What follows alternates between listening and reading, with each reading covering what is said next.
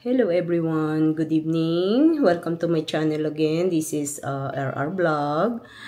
My life after Ray, after I lost my daughter, my little one, my beautiful baby, my dearest Ray. Anyway, before I start, I would like to say thank you again to all my subscriber, nagla-like, share. Maraming salamat sa inyo. At least meron at kahit papano, meron naman nagpa-follow sa aking video. Anyway, maraming salamat uli sa mga nag-subscribe sa akin. Marami na akong subscriber but still a long way to go. Kailangan ko pa rin mag-effort to have more views and likes at saka mga sharing.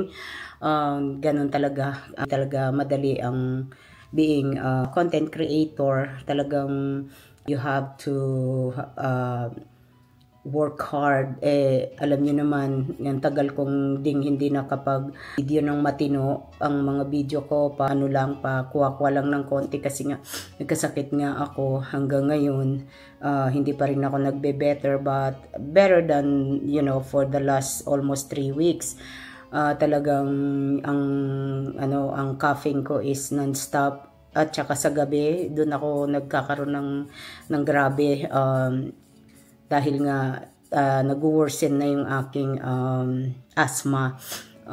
Dati naman hindi naman ako ganito, pero as we get older talaga sigurong lahat may experience mo na. Anyway, syempre bumaba na rin siguro yung aking immune system dahil yung sa pagdisgrasya ko plus yung pagpipiti ko talagang super sakit. Wala akong choice dahil kailangan ko magpapiti, but actually, nakakahiya nga dun sa PT ko kasi it's been almost like 3 weeks na akong hindi napipiti. So, ako na lang ang nag-exercise at saka nagbe-brace nitong arm ko dahil ninigas siya pag hindi ko iginalaw. So, I'm trying everything para lang yung mabalik naman na siya sa normal. Although, nakikita ko still a long way to go. Ang hirap pala ng ganito. But anyway, pagtsatsagaan kahit na masakit, mahirap, at magastos at the same time, talaga palang sobrang mahal ng medical namin ngayon. Kaya talagang halo-halo na lahat itong nangyayari sa utak ko. Plus, ang pinagdadaanan namin is not easy. Actually, a couple of weeks, 3 years nang wala yung anak ko, na nakakalungkot. Para bang yung 3 years na yun parang kahapon lang, pero hanggang ngayon hindi ko pa rin maisip na things gonna happen like this. Hirap na hirap pa rin kami kung paano kami mag-deal sa everyday life namin. Aawa nga ako din sa mga kamag-anak ko kasi they're trying to help me, but ang situation ko kasi ngayon, I don't wanna have a conversation about my daughter kasi I'm gonna end up na na lang ako na overwhelm ako, na emotion ako. So much as possible, I'm trying to avoid them, but I'm trying to communicate with them kasi napakasama ako naman ng kapatid kung kahit papano hindi ako nagpaparamdam sa kanila. Kaya lang pretty sure na intindihan naman nila ako, ini-explain ko naman sa kanila na give me a time, pero hindi ko sila nakakalimutan. Nahihirapan lang ako dahil marami akong hindi ma-explain sa kanila kung ano yung nangyayari sa buhay ko. Kaya kasi hirap pa ako dahil nagtatrabaho pa ako. Siguro after nang na ako, medyo marirelax na ako. Unti-unti lang kasi hindi ko pa kayang pagsabay-sabayin ang mga complicated na buhay namin. So anyway, usapan natin ngayon is about my daughter, ang anak ko. Hindi ko ma-imagine talaga na mawawala siya ng just like that. Ang hirap-hirap kasi nakikita ko yung anak ko, how strong she is, how she become independent, how she yung maging responsible na tao.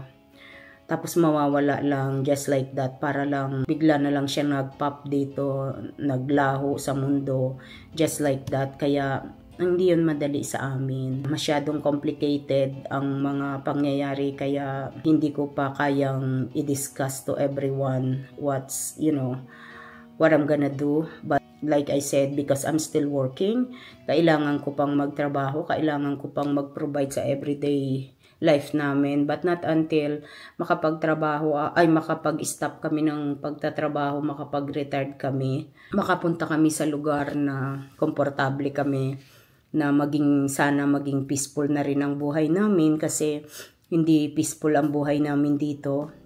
Full of, I don't know what to say, I don't know how to explain. Ang buhay namin dito is talagang disappointed kami. Hindi ko ma-imagine na this thing is gonna happen to us. So anyway, it's been almost 3 years now. Still, kahit sana gumaling ako, kasi ini-invite ko yung mga friend ko sa mga ganitong occasion. Although I don't wanna say like celebration, because I don't wanna celebrate yung pagkawala ng anak ko. I'm just looking for someone, for a company, para hindi kami masyadong hirap na hirap.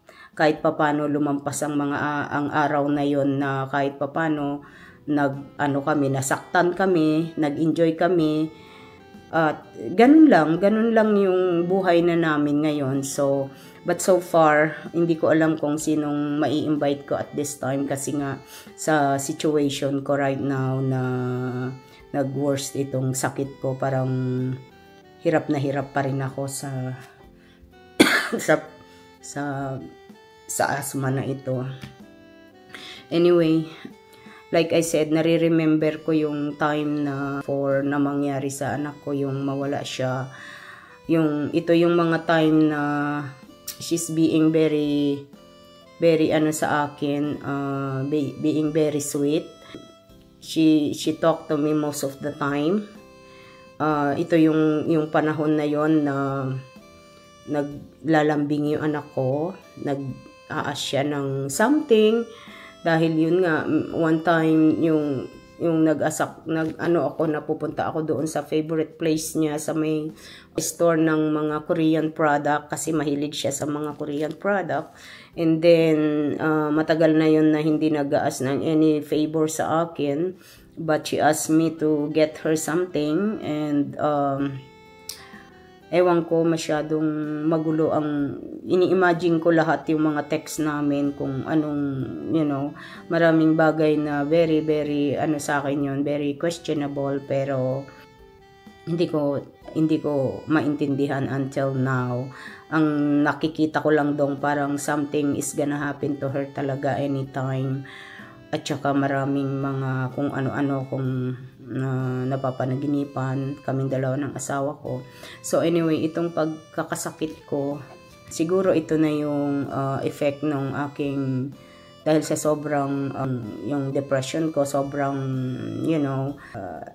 talagang mahirap. Kaya sana sa mga taong nakaka-experience ng katulad ko, try to fight for your side, kasi hindi talaga madali yon. Kailangan i-fight mo yan, kasi kami ganito ang nangyayari sa buhay namin. Every time na meron kang maaalala, any occasion na ma-remember mo, mahihirapan ka. Kaya awang-awa kami din sa sarili namin, pero wala kaming magagawa, wala kaming choice. I wish na yung anak ko, sana merong visitation sa langit na pwede mo siyang makita, pero hindi nga. Maraming pinagkait sa amin ang mundo, hindi ko maintindihan. Very and laki-laki ng question ko kung sa buhay ko, sa ang laki-laki ang daming question na hindi naman dapat i-question. Pero like I said, ganun lang, kasi kung hindi naman kami, ito na lang yung kaya namin gawin, yung tanungin ang Diyos kung bakit parang wala nang katapusan ba yung hirap, lalo na yung mawala yung anak ko. Parang nawalan kami ng karapatan lalo sa mundo, para bang hindi kami nag-i-exist dito sa mundo. Kaya hindi yun madali, hindi ko alam kung gaano ko i-explain to everyone yung pain na nararamdaman namin every moment of our life.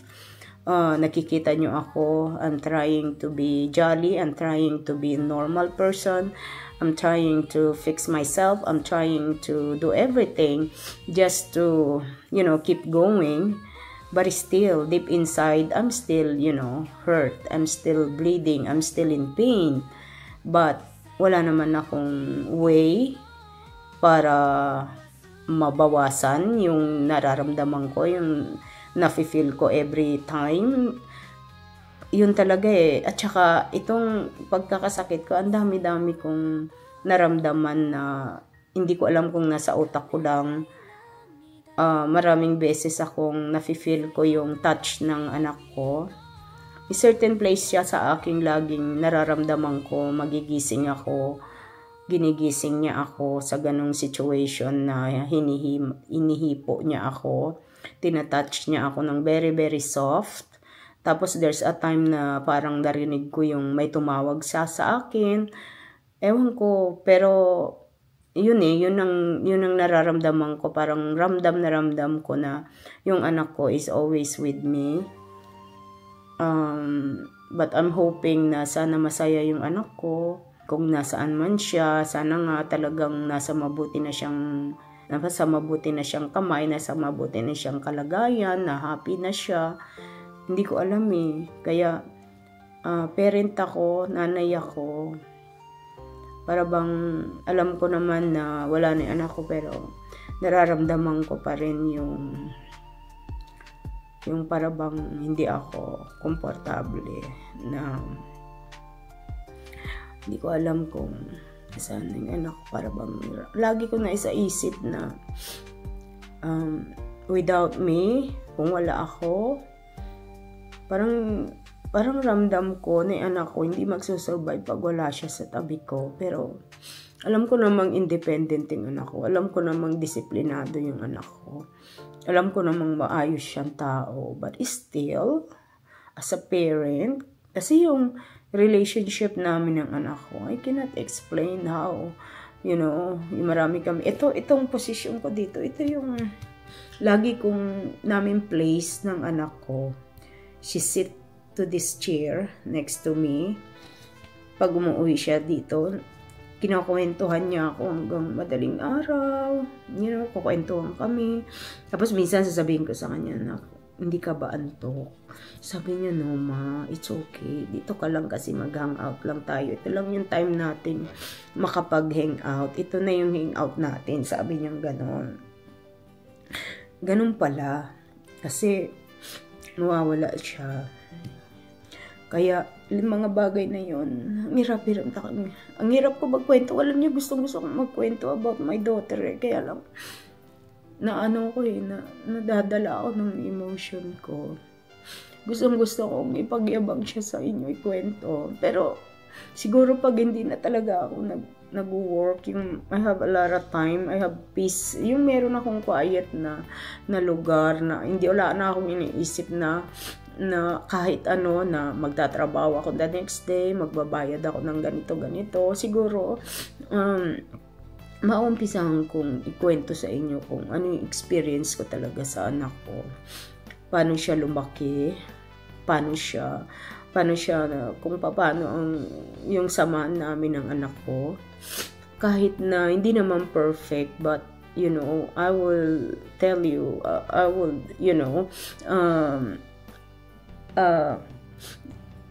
proud ako dahil sobrang lambing sa akin ng anak ko eh.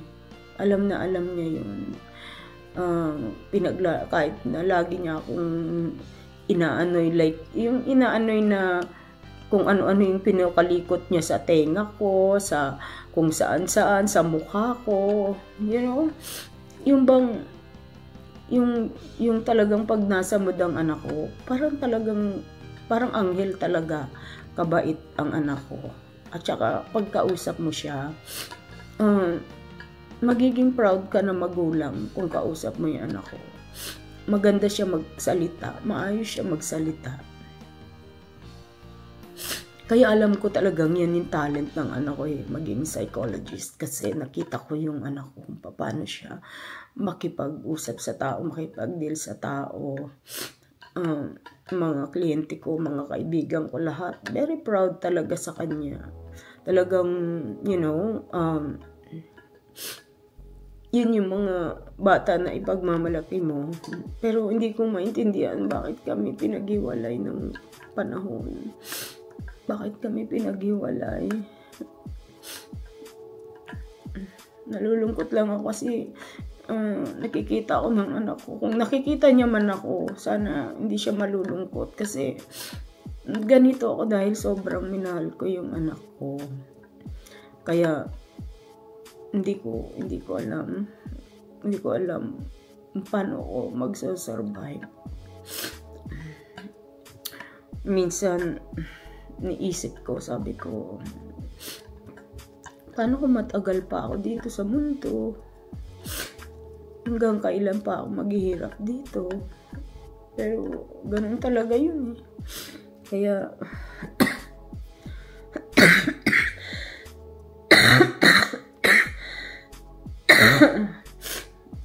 alam nyo, nakakasira ng ulo pag nawalan ka ng anak. Totoo yun. Kahit na hindi ko alam sa mga ibang magulang kung paano silang natitiis yung mga anak nila. Ako hindi ko kaya tiisin yung anak ko. Kahit na may mga anak na natitiis yung magulang. Ako, ganun ako eh. Ang strong ko, pero pagdating sa anak ko, hindi talo ako. Umiiyak ako talaga. Hindi ko kaya. Kaya, alam nyo, iba talaga yung samahan namin ng anak ko. Alam nyo lang. Pero ang anak ko kasi, masyadong perfectionist kasi yung anak ko. Nakita ko yun, but wala naman ako magagawa. Naturuan ko siya ng ganun. Na-train namin siya ng ganun. Pero matutuwa ka sa kanya pag kilala mo siya. Ako, ang anak ko, spoiled siya sa akin talaga. Pero may takot yun sa akin. I mean, hindi takot. May respetado niya ako. Hindi niya ako kahit minsan, dinisrespect kahit papano. Kaya lang, alam nyo, pag adult na rin yung mga anak nyo, nag-iiba na rin sila, especially pag may mga kasama na sila. Nalulungkot din ako, dumating din yung time ko na, naramdaman ko na wala na nga pala sa akin yung anak ko. Pero pinabayaan ko yung kasi alam ko naman, naintindihan ko naman na someday magkakagusto siya pipili siya ng buhay na para sa kanya. Sinabi ko naman sa kanya yun. Darating din yung time na talagang pero nakita ko talaga yung anak ko.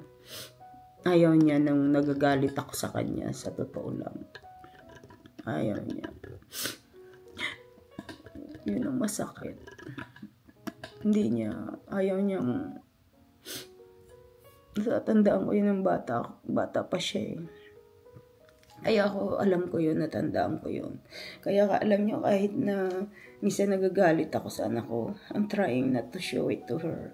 I'm trying to be calm, trying to find a way to deliver kung ano yung gusto kong, yung ayaw ko ipagawa sa kanya. Kasi napaka-sensitive ng bata na yun. Napakabait pero napaka-sensitive niya. Ako lang talaga yung nagpapakalm sa anak ko kasi matapang yun eh. Parehong-pareho sila ng tatay niya. Hindi ko nga ma-imagine na sabi ko nga yung binigay sa akin ng Diyos, 2 klase. Kasi yung asawa ko,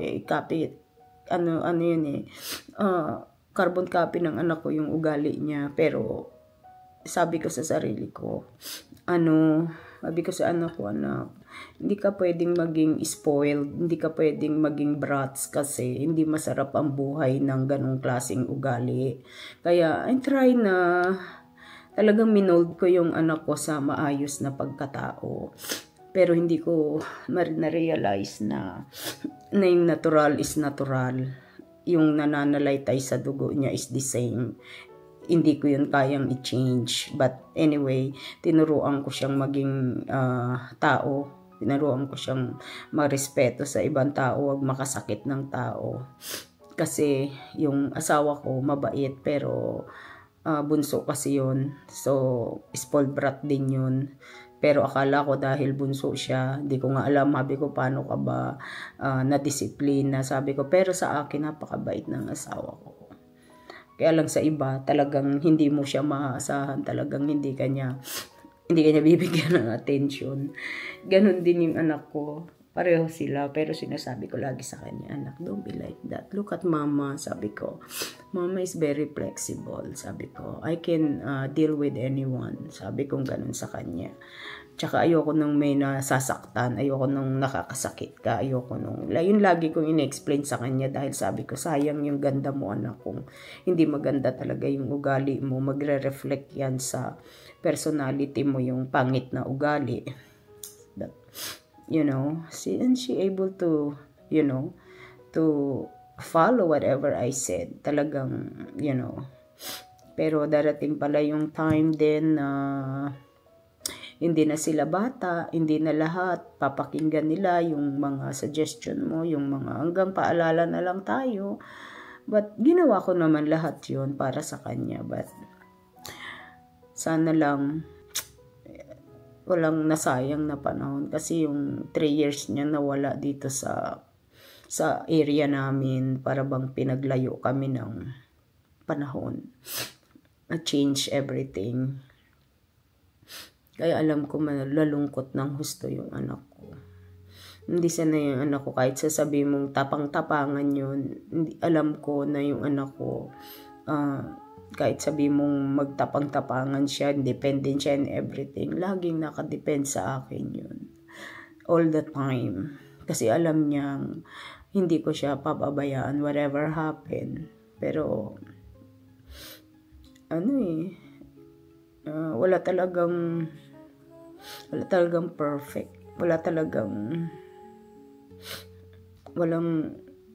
Kasi kung hindi kami, kahit hindi kami mayaman, hindi kami sobra-sobra sa pera, nakita ko naman yung anak ko na lumaki siyang maayos. Wala siyang bisyo. Hindi siya magastos na bata. Hindi siya maluho. Kahit na shopaholic siya, she know how to, spend her money wisely. Kaya, wala akong masabi dun sa bata na yun eh. Kaya, yung sakit, itong mararamdaman ko is gonna be forever talaga. It's gonna be forever talaga to. Hindi ako mabibetter dahil hindi ko talaga kayang mawala yung anak ko sa akin. Kaya kung ano yung nakikita niyo sa akin ngayon, this is me. Ito talaga. At saka alam ng anak ko yun. Alam niya na wala akong iniisip kundi siya. Wala akong naging buhay kundi siya. But, oh God. Pero minsan nalulungkot ako. Niisip ko minsan, sabi ko, kung sakaling ako yung mauna, parang ayoko mamatay. Hindi ko iiwanan yung anak ko. Hindi. Anyway, hirap na kasi ako. Sakit-sakit na ng puso ko. Kahit na hirap ako dito sa sakit ko. I don't care. Mas nasasaktan ako sa anak ko.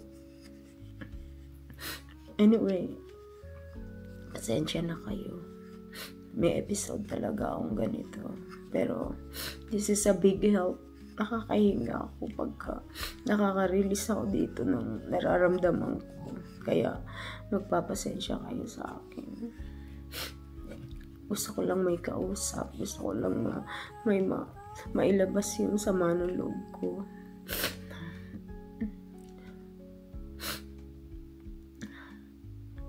Kung pwede lang, sana nga lang may bisitahan talaga sa langit. Kahit everyday ako doon pumunta, I don't care. Pero wala eh.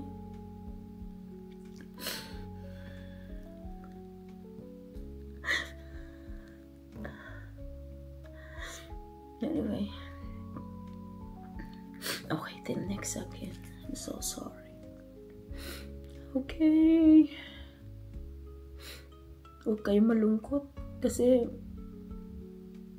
normal na to sa buhay namin, mga katulad namin na wala ng magulang. Ay, ng anak. Alam nyo, napifeel bad din ako kasi nawalan ako ng magulang. Pero akala nyo, siguro isipin nyo wala akong pakialam sa magulang ko. Hindi, nasasaktan ako. Pero iba yung feeling ko sa anak ko. Masirap ako. Pero ganun pala, tinan mo pag matanda na, at least ma-accept mo maiintindihan mo Pero yung bata, hindi ko ma-imagine yun. Marami pa silang magagawang maganda sa mundo. Ma-enjoy pa nila yung buhay nila. Kaya nga, lagi ko sinasabi sa mga tao, enjoy your life. Dahil hindi tayo forever na masaya. May darating at darating ng, wave sa buhay ng isang tao. Okay, so anyway, hanggang dito na lang muna. Ganito talaga madrama pa yung buhay ko kasi ayaw ma-imagine yung mga araw na darating na to. Parang sinusumpa ko yung araw na yan. Parang bang sa akin is sana hindi na lang dumating yung time na yan. But, sabi ko lang yun dahil nasasaktan ako. Mabalang ko naman imposible yun. Okay, mga matyagang nanonood sa akin. Pasensya na kayo sa drama ko today, but I'm pretty sure tomorrow, the next day, I'm going back to another character na naman. Iba-iba na yung face ko talaga. Kaya pasensya na kayo, okay? So, till next again. Sana gumaling ako para ma-invite ko yung mga kaibigan ko. Dito kami sa bahay para may company kami on my daughter's yung I don't wanna say it's celebration, just company lang. I need company or mga family ng asawa ko. Okay, till next again, bye, take care everyone, and God bless us all.